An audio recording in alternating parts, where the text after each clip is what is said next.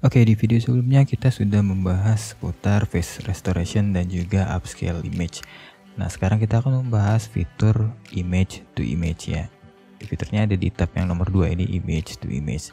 Nah, kalau kalian perhatikan di sini saya menggunakan web interface yang berbeda gitu ya. Nah, kalau kalian mau menggunakan web interface yang sama seperti yang saya gunakan saat ini, kalian bisa ke GitHub repository dari Automatic 1111 Stable Diffusion Web UI. Nah, ini sama sepertinya, cuma dimodifikasi jadi lebih baik menurut saya ya. Nah, di sini ada banyak fiturnya dan juga untuk menjalankan bagian di fitur image to image ini, kalau di saya ini lebih stabil dia, karena jarang banget terjadi error. Namun kalau kita menggunakan web interface yang kemarin yang saya gunakan itu sering sekali terjadi error gitu ya. Apalagi kalau kita batch countnya di sini kita buat cukup banyak, itu 2 atau 3 gitu, biasanya akan error. Nah, untuk itu di sini saya pakai yang Automatic 111 Stable Diffusion Web UI. Oke, kalau kalian scroll ke bawah, sini ada sama ya, alternatif use Google Colab. Nah, jadi kalian buka aja, kemudian kalian tinggal running aja di sini. Nah, di sini kalian harus runningnya satu persatu. Oke, kalau sudah sampai di sel terakhir, kalian tinggal running aja. Nanti akan ada URL Gradionya gitu ya, yang bisa kita akses. Kemudian nanti akan tampilannya sama seperti yang kalian lihat saat ini. Nah, satu hal lagi yang saya suka dari web interface yang Automatic, yang punyanya Automatic 111 ini, dia punya fitur create style di sini ya. Nah, misalkan di sini saya punya style yang seperti ini ya, Pixiv anime, concept art, kisi visual, dramatic lighting, highly detail. Nah, misalkan seperti ini, jadi saya tinggal create style di sini gitu ya. Nah, kita kasih nama misalkan anime gitu ya. Kemudian kita save. Nah, jadi kalau kita ke bagian Google Colab-nya di sini ya, kita refresh foldernya. Nah, di sini ada file baru, file style.csv di sini kalau saya klik. Nah, ini sudah tersave prompt kita tadi ya, atau desain atau style kita yang akan kita sering gunakan misalkan. Nah, jadi di sini kalau saya punya mau generate ulang gitu ya, kita tinggal menggunakan style sini, anime misal ini, kemudian apply style, dia langsung masuk ke prompt. Jadi kita tidak harus menulis ulang terus itu ya untuk prompt yang kita gunakan, karena biasanya untuk penggunaan tools yang seperti ini promptnya panjang-panjang gitu ya.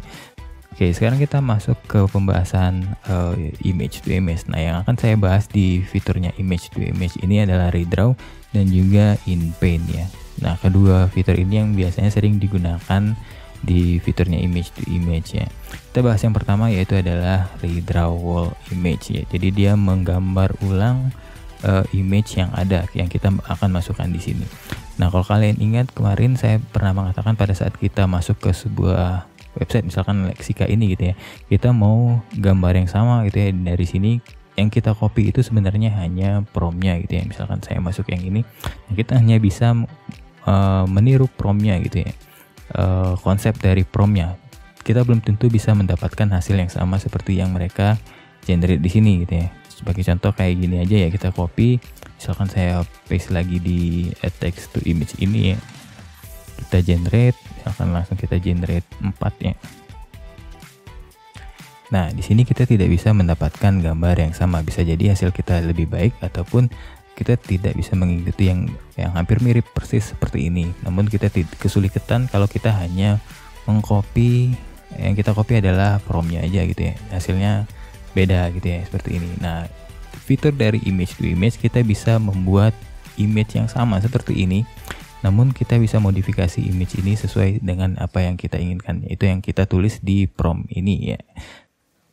Nah, sekarang kita coba contohin, misalkan saya punya gambar yang ini gitu ya. Nah, di sini saya mau merubah gambar ini, lebih tepatnya ke wajahnya. Kita mau ganti wajah dari gambar ini ke wajah orang lain. Misalkan kita ganti jadi Taylor Swift gitu ya. Nah, ini saya pakai langsung aja stylenya karena tadi sudah dibuat gitu ya. Nah, ini jadi gampang banget gitu ya untuk membuat menambahkan prompt di sini gitu.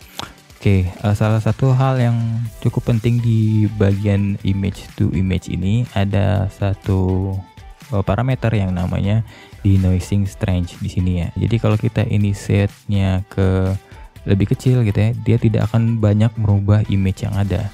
Namun kalau kita ubah ini jadi lebih tinggi, dia akan mengubah image ini mendekati dengan prompt yang kita berikan di sini.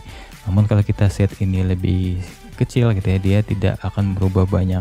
Nah, jadi kalau kita mau gambar di sini tidak terlalu berbeda ya, gambar yang kita hasilkan ini tidak terlalu berbeda dari yang aslinya, ini di set kecil aja. Misalkan saya set ke 0,3 gitu ya. Nah, untuk sampel step ini misalkan kita naikin dikit aja ya ke 30. Nanti kita bisa coba-coba di sini. Nah, untuk prompt di sini sebenarnya yang bagus itu mengikuti prompt yang ada di image ini gitu ya. Namun sebenarnya kita bisa pakai prompt yang berbeda gitu. Kita akan coba aja gimana hasilnya. Karena di sini juga nih noising strength-nya kita set kecil gitu ya. Nah, untuk sampling method di sini ada dua yang cukup bagus, yaitu adalah LRA dan juga DPM2A. Nah, nanti kita akan coba cek kedua metode ini ya. Kita coba batch-nya kita keempat aja. Oke, kita coba running dulu. Oke, di sini kita udah dapat 4 gambar. Kita coba cek. Oke, hampir mirip ya. Ini tadi saya ambil dari ini gitu ya, kita cek dulu.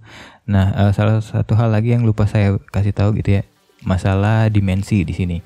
Kalau kita lihat dimensi yang kita buat ini height-nya 512 512, sedangkan gambar aslinya ini 512 704. Nah, untuk itu kita harus sebaiknya kita sesuaikan dimensi yang sama seperti gambar aslinya gitu. Oke, di sini kita coba ubah lagi height-nya dari 704 ini ya. Nah, kita coba ke model yang lain, ke model DPM2 gitu ya. Nah, dan juga sini kita naikin strength-nya ke 50 misalkan ya. Denoising ini tetap saya buat jadi 3 dulu ya. Nanti kita run sekali lagi gimana kalau denoising-nya kita naikin gitu. Oke, ini saya generate sekali lagi. Oke. Nah, jadi ukurannya udah cukup sama gitu ya. Karena prompt kita di sini lebih ke fiksif, anime gitu ya, konsep art, visual, jadi gambarnya jadi berbeda gitu. Nah, kalau kita mau miripin gitu ya, kita tinggal copy aja ini ya promptnya. Jadi kita pakai aja prompt yang dia gunakan gitu ya, kita paste di sini, kita ganti prompt kita. Nah, di sini caranya supaya kita dapat hasil yang lebih mirip dengan yang ada di gambar ini. Oke, misalkan ini saya kecilin lagi dulu ke 40. Oke, kita generate. Nah, jadi hasilnya lebih mendekati gitu ya dari konsepnya gitu ya. Nah, ini lebih mendekati hasilnya. Dan kita cek yang lain. Nah, yang ini gitu ya.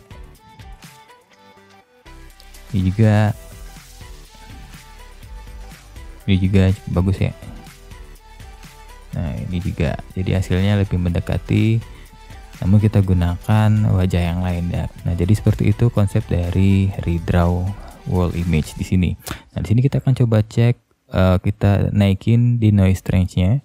Kita misalkan kita ubah, kita naikin ke 0,6 lah ya. Kita generate. Nah, di sini dia jadi gambar yang berbeda gitu ya dari gambar aslinya. Nah, seperti ini. Dia jadi beda banget ya dari yang aslinya. Nah, jadi itu fungsi dari denoising di sini. Nah, jadi ini sebenarnya tergantung dari konsep yang mau kalian buat gitu. Nah, di video selanjutnya kita akan membahas masalah inpainting.